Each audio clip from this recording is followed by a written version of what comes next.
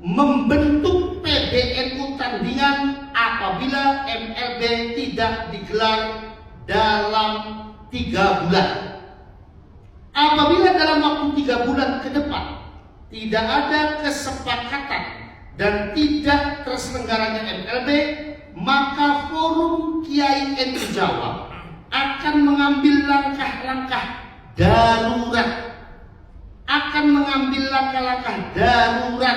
berupa pembentukan PBNU tandingan sebagai wadah konsolidasi NU kultural.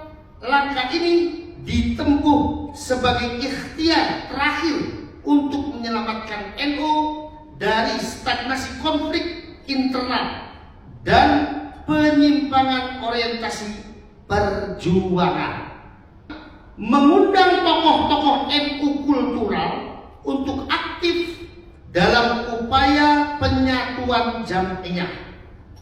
Forum Kiai NU Jawa berkomitmen mengajak berbagai tokoh karismatik NU kultural, termasuk diantaranya Haji Roma Irama, serta sejumlah ulama dan budayawan yang memiliki legitimasi moral dan basis kultural luas.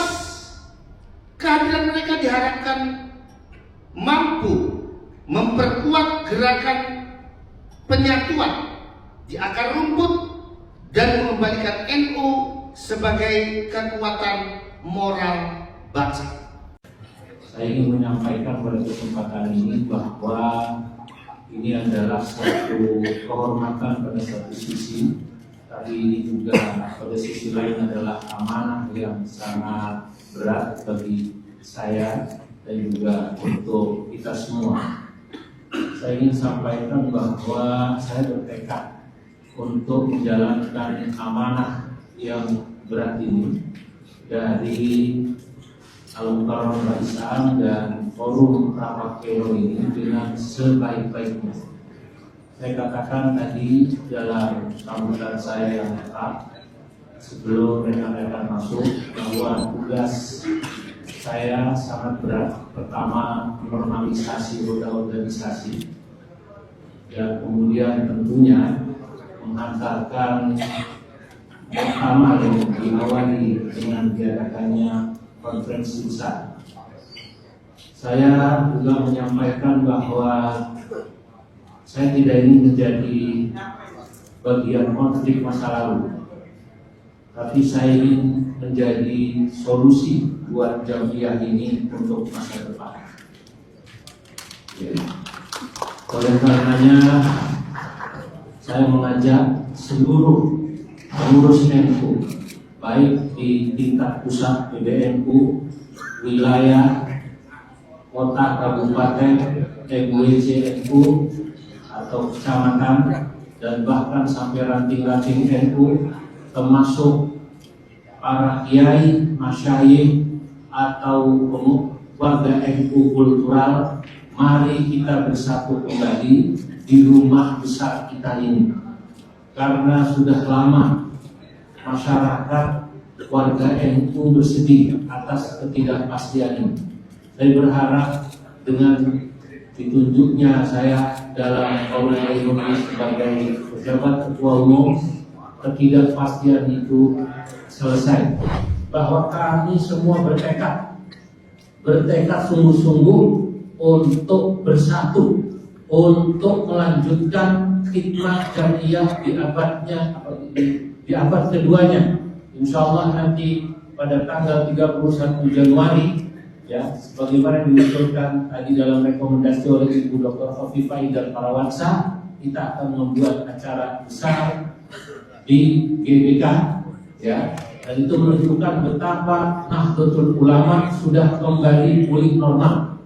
Saya berjanji, saya akan menjalankan amanah ini seadil-adilnya, sebersih-bersihnya, seikhlas-ikhlasnya, dan sesantun-santunnya, menjaga keadaban sebagai santri, karena kami dia adalah santri. Saya bukan siapa-siapa, saya santri daripada Islam dan juga santri Suriah PBNU, tentu juga santri kiai pesantren-pesantren besar yang malam hari ini tidak bisa hadir. Saya juga santrinya Ki Nur Huda Jazuli Kosong. Saya juga santrinya Ki Haji Anwar Mansur Dirboyo. Saya juga santrinya Ki Fuad Nur Hasan Sidogiri. Saya juga santri daripada masyayikh besar yang saya tidak bisa menyebut satu persatu namanya, termasuk santri daripada Abu Yamuh tadi. Tidak perlu disebut, saya pasti bukan cuma santri, saya keponakan Ki Haji Ma'ruf Amin. Saya keponakan Ki Haji Ma'ruf Amin, dan saya sudah minta restu beliau, dan semoga insya Allah restu-restu semuanya membuat perjalanan ini menjadi lebih prima. Sekian, wallahul muwaffiq ila aqwamit thoriq. Wassalamualaikum warahmatullahi wabarakatuh. Assalamualaikum warahmatullahi wabarakatuh. Saudara-saudaraku semua dimanapun Anda berada, khususnya bagi warga Nahdiyin di seluruh Indonesia.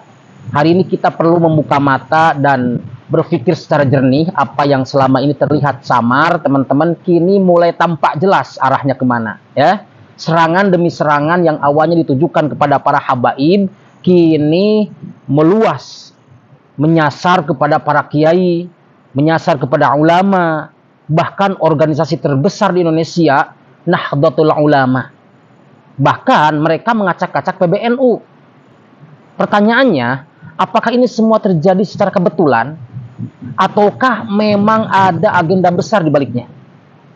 Ya, kalau kita amati dengan jujur, polanya sangat jelas. Awalnya, narasi yang dibangun adalah menyerang figur, menyerang habaib, menyerang ulama, ya.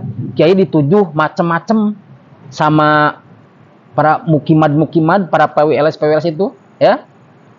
Nah, ketika serangan personal ini tidak berhasil memecah umat, maka targetnya naik kelas. Organisasi NU yang merupakan organisasi terbesar di Indonesia, organisasi Islam maksudnya, begitu ya. Mereka ini menyasar ke PBNU, begitu. Kenapa NU? Jawabannya karena NU adalah benteng tradisi Ahlus Sunnah wal Jamaah, penjaga sanad keilmuan, penjaga adab, dan penjaga warisan para ulama-ulama Nusantara.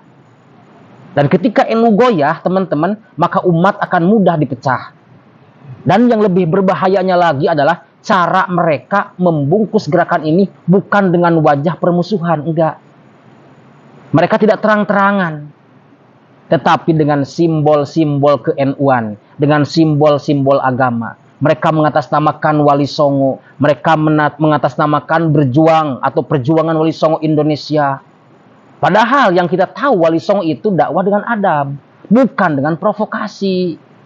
Wali Songo itu merangkul, bukan memukul, bukan memecah belah. Begitu. Wali Songo itu membangun umat, bukan menghancurkan jamiah ulama. Ya. Kalau benar mereka ini mengaku pewaris Wali Songo, seharusnya yang dijaga pertama adalah adab kepada para ulama dan kepada para kiai. Bukan justru malah mereka itu menyerang, bahkan merendahkan kiai-kiai sepuh. Begitu, termasuk Lirboyo, Sidogiri, Ploso. Mereka serang semuanya. Ya. Termasuk Sinur Ihya Salafi, Imaduddin Usman Banten. Mereka serang kiai-kiai ulama-ulama sepuh yang ada di Jawa Timur, khususnya Kiai Anwar Mansur, Kiai Kafabihi. Ya. Ini gerakan mereka, teman-teman. Gerakan mereka ini gerakannya itu murni, gerakannya itu halus gitu. Tapi ada racun di baliknya. Mereka ingin menghancurkan PBNU, mengacak-acak PBNU, begitu. Ya.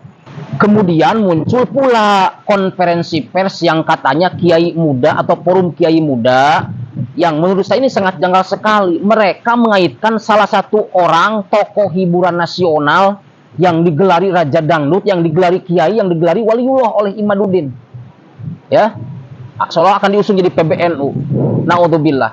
Seolah-olah NU itu bisa dipimpin tanpa proses keulamaan, tanpa sanad, tanpa khidmah yang panjang di jamiah. Ini bukan soal pribadi, teman-teman. Ya, khususnya bukan soal pribadi tokoh tersebut. Akan tetapi ini soal cara berpikir. NU bukan organisasi panggung. NU bukan milik satu figur. NU adalah Jam'iyah Ulama, lahir dari pesantren, tumbuh dari khidmah dan dipimpin oleh para kiai yang ditempa puluhan tahun. Begitu ya, dalam ilmu dan adab. Gitu teman-teman. Jika struktur NU dirusak, ya, maka bukan hanya organisasi yang runtuh, tapi ekosistem keilmuan Islam yang ada di Nusantara ini ikut hancur. Begitu. Ya, paham sampai di sini? Jadi saudara-saudaraku, mari kita jujur. Kalau NU pecah, siapa yang untung? Ya, bukan umat, bukan pesantren, bukan pula Islam. Akan tetapi yang untung adalah mereka yang sejak awal tidak pernah nyaman dengan tradisi ulama di Nusantara. Ya, yang tidak suka dengan tahlil, yang tidak suka dengan sholawat, tidak suka dengan ziarah, tidak suka dengan tawasul, tidak suka dengan sanad keilmuan, yang ingin mengganti wajah Islam Indonesia ini dengan versi mereka itu sendiri. Begitu. Jadi ini bukan teori konspirasi, teman-teman. Ini realitas sejarah yang berulang di banyak negeri. Warga NU tidak perlu emosional, tapi harus waspada. Kita tidak diajarkan membenci, tapi kita juga tidak diajarkan untuk lalai. Begitu. Ya. Jadi saya mengajak kepada teman-teman semua warga Nahdliyin, mari jaga NU dengan ilmu, bukan dengan emosi. Mari jaga NU dengan adab, bukan makian. Mari jaga NU dengan persatuan, bukan provokasi. Kita sebagai warga Nahdliyin jangan mudah diadu domba oleh orang-orang yang tidak bertanggung jawab, oleh narasi-narasi seolah-olah religius tapi tak berkepentingan. NU sudah berumur, hampir mau jalan abad kedua. Badai sudah berkali-kali datang. NU selalu bertahan, alhamdulillah. Karena satu hal, ulama dan jamaahnya tetap satu barisan. Begitu. Insya Allah NU akan damai. Jadi akhir kata dari saya, semoga Allah menjaga NU, menjaga para kiai, menjaga para pesantren, dan menjaga Islam atau menjaga Islam yang ada di Nusantara. Amin ya Allah ya Rabbal Alamin. Barakallahu fikum.